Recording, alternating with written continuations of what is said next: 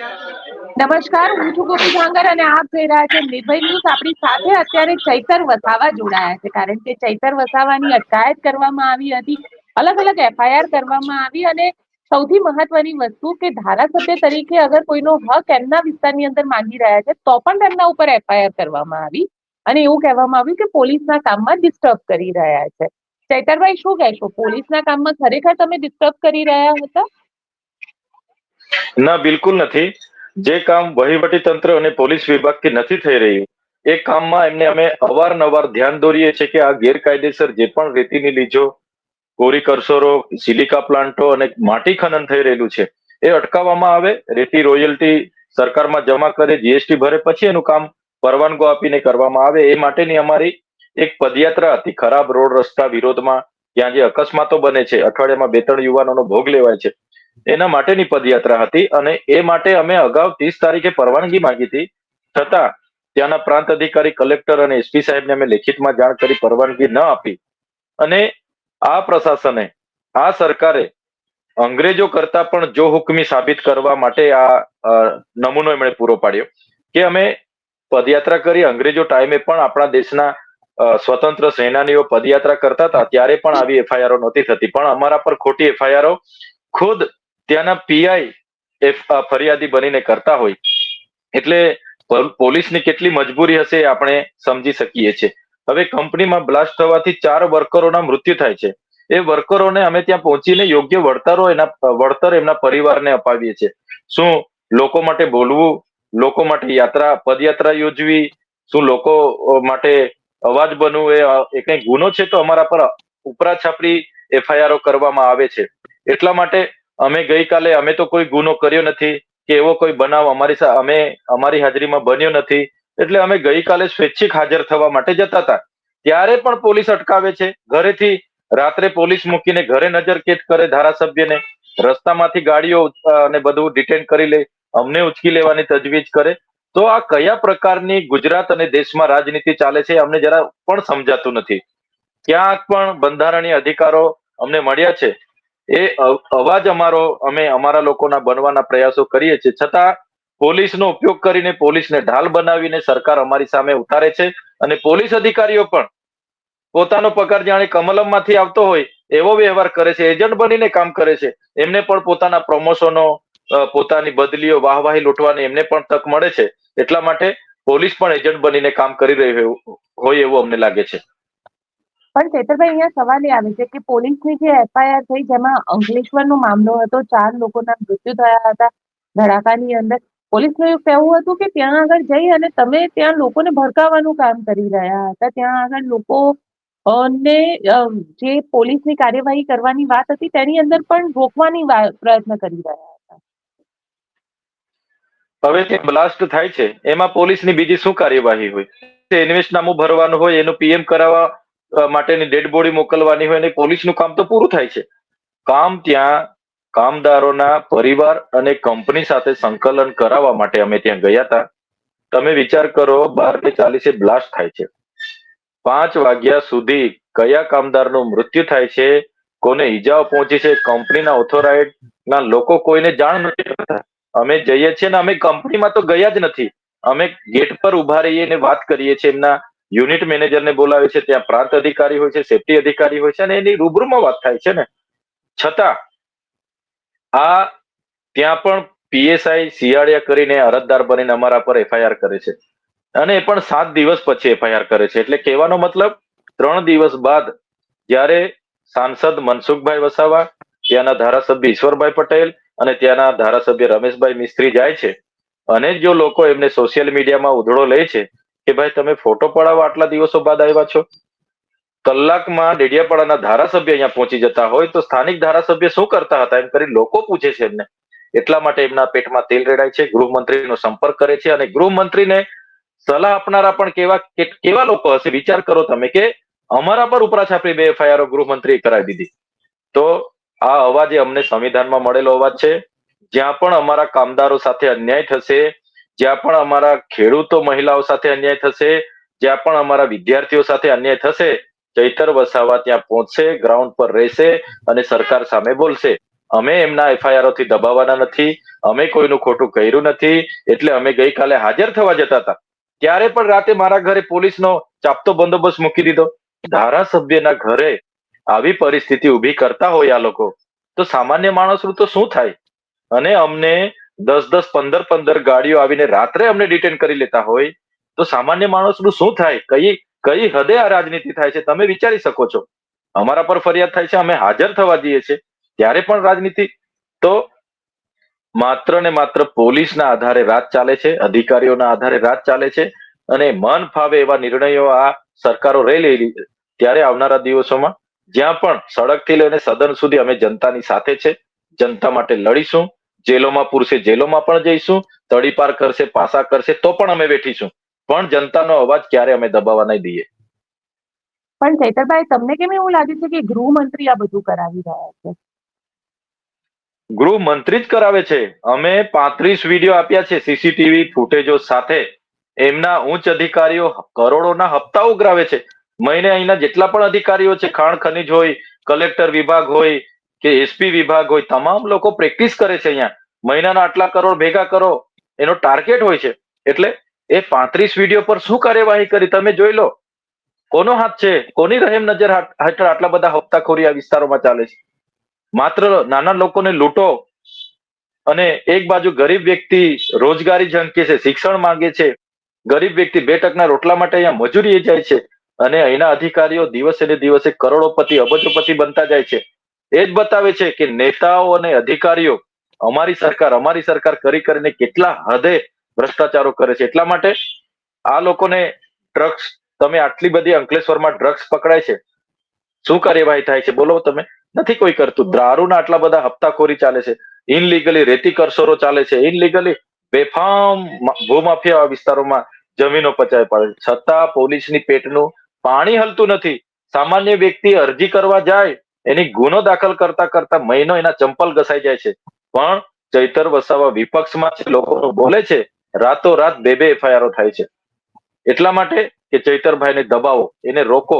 પણ અમે તો ઘરેથી નીકળેલા છે, અમે લોકો માટે લડવા નીકળેલા છે, એટલે લોકો માટે જ્યાં પણ અન્યાય થશે અમે લડીશું. અમે ક્યારે વહીવટી તંત્રથી દબાવવાના નથી.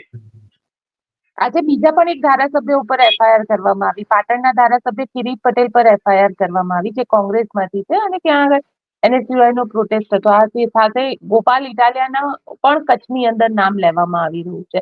અને એવું કહેવાય રહ્યું છે કે જે આરોપી હતો ફેક ઈડીનો, એ એના સંબંધ ગોપાલ ઇટાલિયા સાથે હતા, અને એને લઈને પણ હવે આગળ પોલીસ કહી રહી છે કે અમે ઇન્વેસ્ટિગેશન કરી રહ્યા છે. તમને એવું લાગે છે કે વિપક્ષને જાણી જોઈને નિશાન બનાવવામાં આવી રહ્યું છે?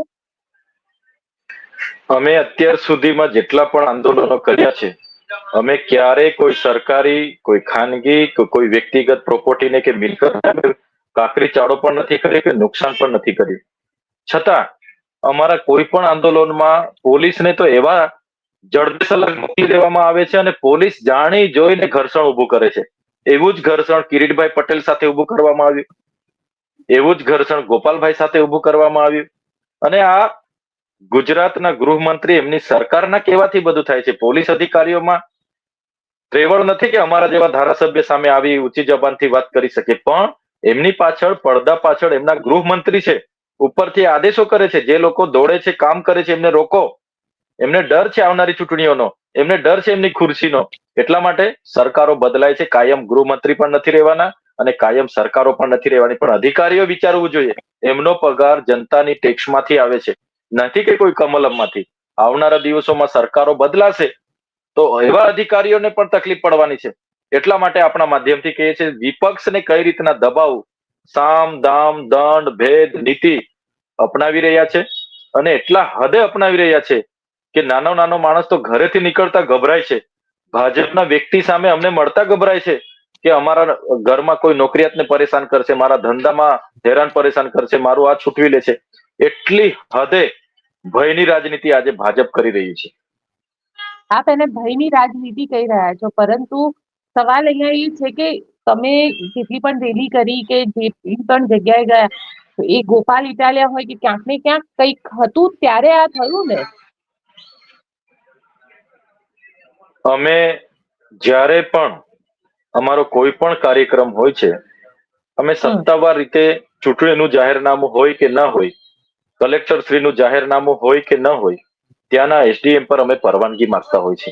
અમારી અઠવાડિયા પહેલાની પ્રોસેસ મૂકતા હોય છે, પણ પ્રશાસન તો જાણે એમના બંદોબસ્તોમાં ખૂબ વ્યસ્ત છે, એમના હપ્તા ઉઘરાવવામાં ખૂબ વ્યસ્ત છે. અમારામાં એવો નકારાત્મક અભિપ્રાયો આપે કે આમાં અમારો બંદોબસ્ત પૂરું પાડી શકાય તેમ નથી.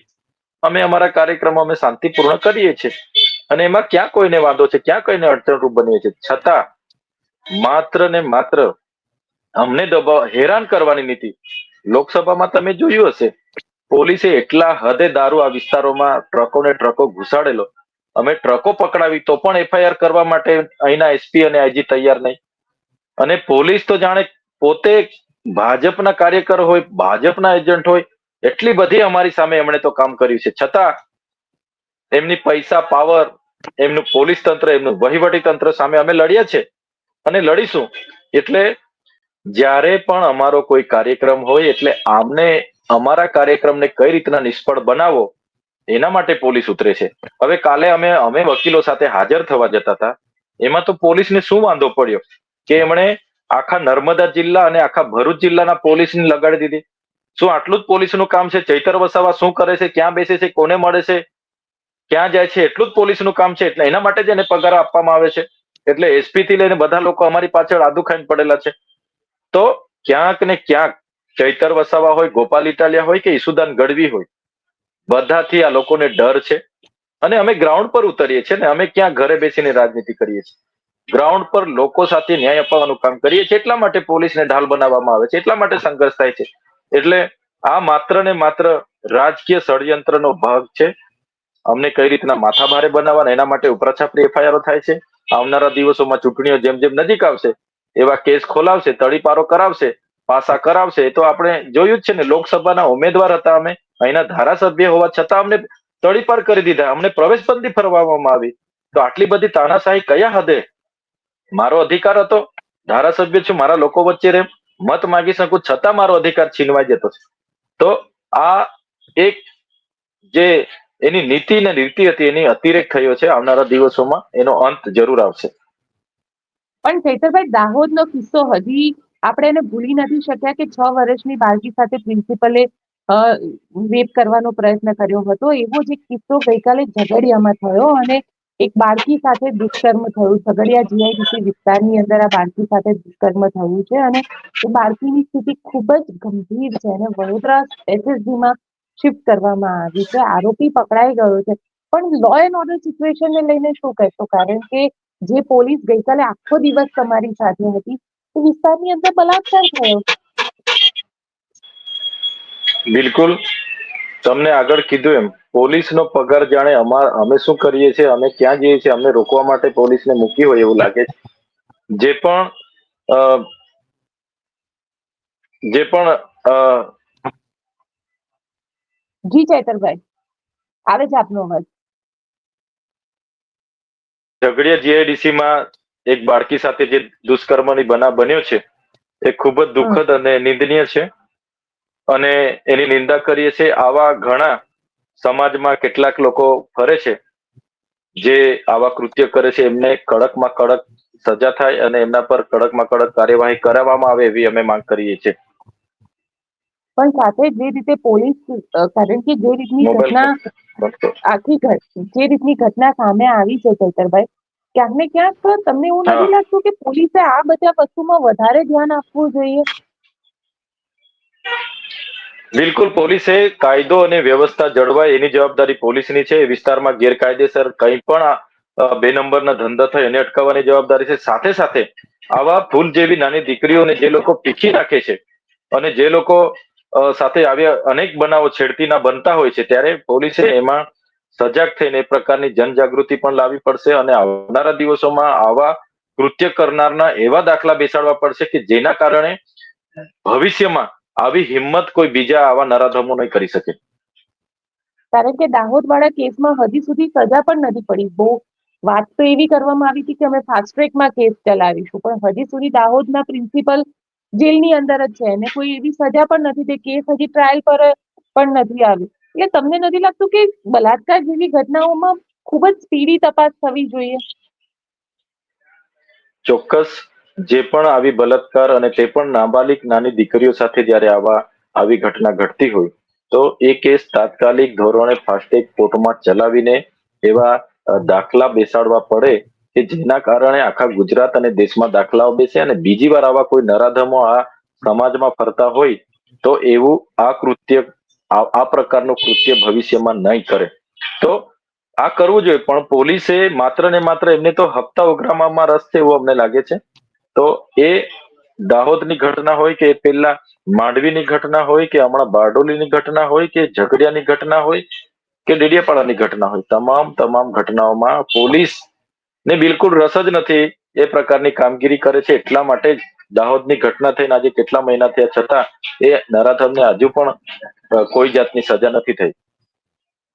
બિલકુલ ચૈતરભાઈ, કારણ કે જે રીતની ઘટનાક્રમ ગઈકાલે થયો હતો, ગઈકાલે તમને ત્યાંથી પહેલા તમારી અટકાયત કરવામાં આવી હતી અને ત્યારબાદ તમને ત્યાંથી છોડી દેવામાં આવ્યા. તમને લાગે છે કે આ આખો ઘટનાક્રમ જે હતો એ માત્ર ને માત્ર એક દેખાડવાની વાત હતી કે હા કર્યું ને હવે છોડી દીધા, એટલે ક્યાંક હેરાન કરવાની વાત પણ આવે છે અહીંયા? હા, એટલે ગઈકાલની ઘટના તો પેલા તો ધારાસભ્યના ઘરે રાત્રે પોલીસને મૂકી દેવી, હમ. ધારાસભ્યને ઘરે નજરકેદ કરવા કે ઘરેથી ઉઠાવી જવું એ કયા હદેની રાજનીતિ છે તમે જોઈ શકો છો. બીજું કે અમે અમારા એડવોકેટો સાથે અંકલેશ્વર પોલીસ સ્ટેશને હાજર થવા જતા હતા અને એની એફઆઈઆર થયેલી છે. પણ આ લોકો એટલા માટે અમને હાલમાં હાજર નથી કરી રહ્યા કે આ લોકો જ્યારે ચૂંટણી આવશે ત્યારે અમને હાજર કરશે, એફિડેવિટો કરશે અને ક્યારેક એવા પણ ખતરાઓ કરશે કે ચૈતરભાઈ અમારે ત્યાં હાજર નથી થતા, એ વોન્ટેડ છે, ભાગેડું જાહેર કરો. એટલે આવી રીતના જાણી જોઈને માથા ભારે માણસ સાબિત કરવા માટેની આ એક કાર્યવાહી એમની ચાલી રહી છે. તો જ્યારે પણ આવું થશે અમારા પર, જ્યારે પણ એ લોકો હાજર થવાના સમન્સ આપશે, ગઈકાલે તો અમે કોઈને જાહેર આહવાન નહોતું કર્યું પણ આવનારા દિવસોમાં જાહેર આહવાન થશે અને અંકલેશ્વર હોય, રાજપાડી હોય, ઝઘડિયા હોય કે ભરૂચ હોય, અમે તો કહીએ છીએ અમે હજારોની સંખ્યામાં આવવા તૈયાર છે. અમને જેલમાં બેસાડવાથી તમે સંતોષ, તમે રાજી થવા માંગો છો તો અમને જેલમાં બેસાડો અને અમને રાખો, 2-5 મહિના રાખો, અમને કોઈ વાંધો નથી પણ અમારો અવાજ ક્યારે દબાશે નહીં, અમે લડતા રહેવાના છે. બિલકુલ ચૈતરભાઈ, અમારી સાથે જોડાવા માટે આપનો ખૂબ ખૂબ આભાર. જી ધન્યવાદ. તો આપ શું વિચારો છો મને કોમેન્ટ બોક્સમાં ચોક્કસથી લખીને જણાવજો અને અમારી ચેનલ નિર્ભય ન્યૂઝને લાઇક, શેર અને સબસ્ક્રાઇબ કરવાનું ભૂલશો નહીં. આભાર.